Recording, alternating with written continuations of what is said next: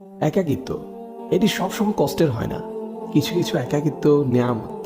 রবের জন্য যে একাকিত্ব, সে একাকিত্ব কখনো কষ্টের হয় না। হৃদয়টা ভেঙে আজ চুরমার। কোথাও কোনো আশার আলো নেই, চারদিকে ঘুটঘুটে অন্ধকার।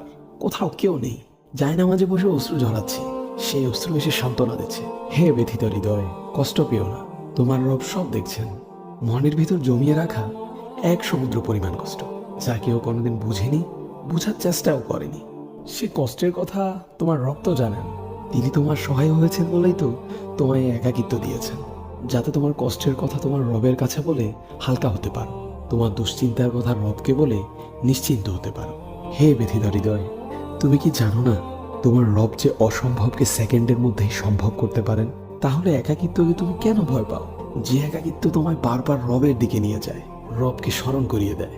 হে ব্যথিত হৃদয়, কষ্ট পেও না। শীঘ্রই তোমার রব তোমাকে এত দিবেন যে তুমি সন্তুষ্ট হয়ে যাবে।